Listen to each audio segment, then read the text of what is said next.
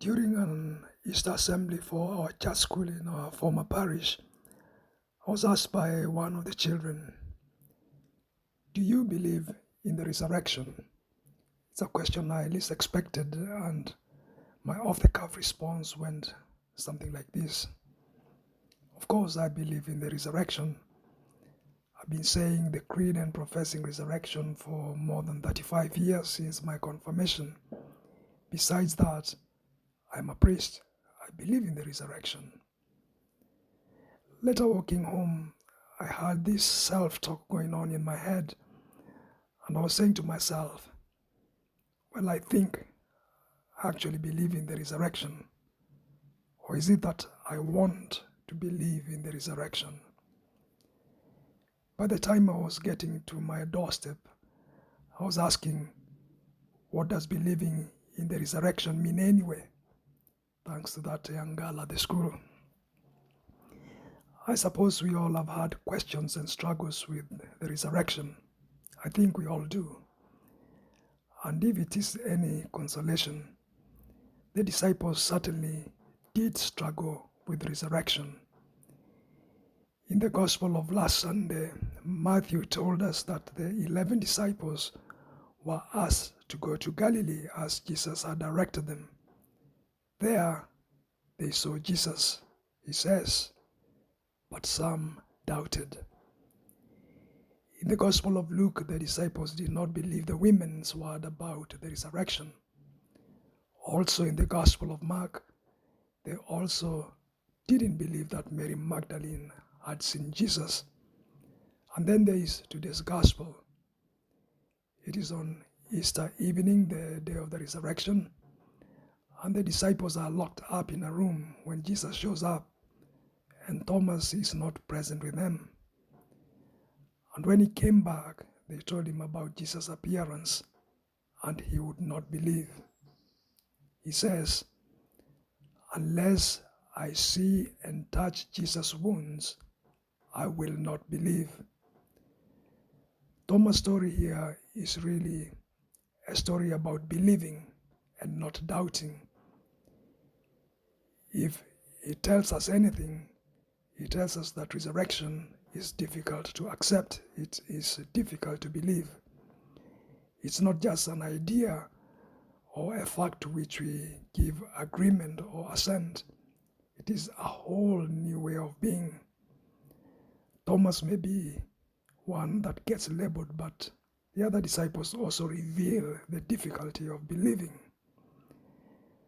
Despite how we've labeled Thomas, Thomas is not doubting.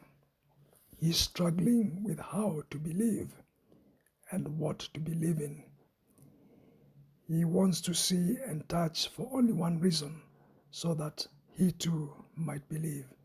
And there's something faithful and authentic about that, and it's a struggle most of us probably know. Do you struggle with the resurrection of Jesus in your life? Is there something that makes it difficult to believe? I wonder what you want to believe about Jesus' resurrection. I want to believe that Jesus' resurrection offers peace. But I see wars in some parts of the world. I see famine. I see families in conflict and relationships broken. I want to believe Jesus' resurrection brings healing. But I see people dying from COVID-19 and other diseases. I want to believe that Jesus' resurrection is real. But I don't see much difference between my life this week compared to the week before Easter.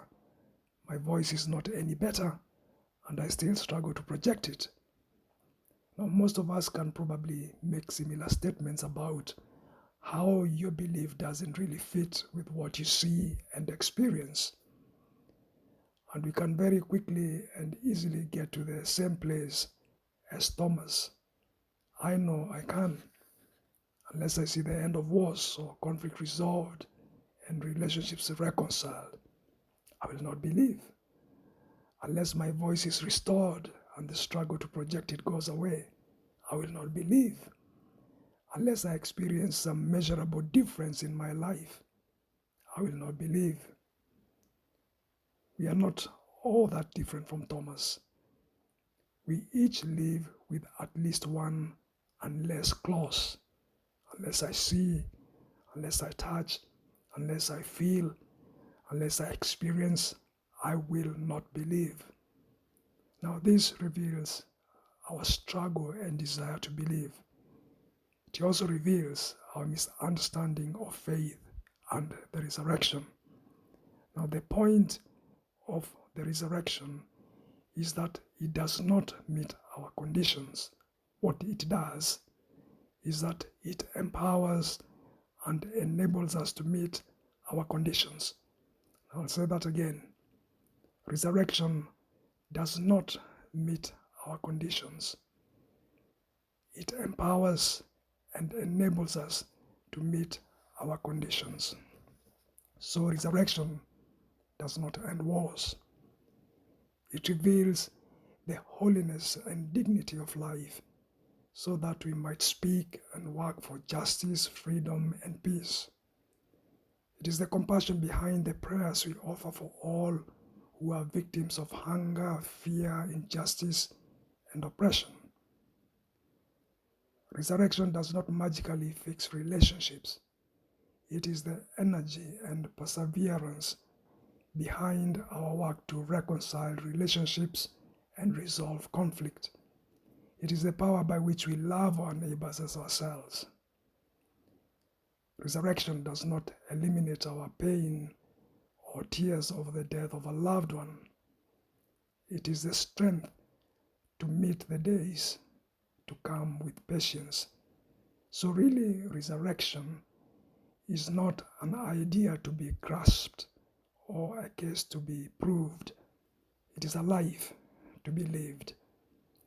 Every time we are awakened to the power of the resurrection, we engage the world and one another and our life in a new way. We move from saying, unless I see, unless I touch, unless I feel, unless I experience, we move from that to saying, my Lord and my God. We move to serving and loving unconditionally. Now, I don't know if Thomas put his finger in the mark of the nails and hands in Jesus' side. The Gospel of John doesn't say, and perhaps for good reason, because really it doesn't matter what Thomas did. The story is not about Thomas. It is about you and me, how we will live and what we will do. Are we awakened to the power of belief in the resurrection?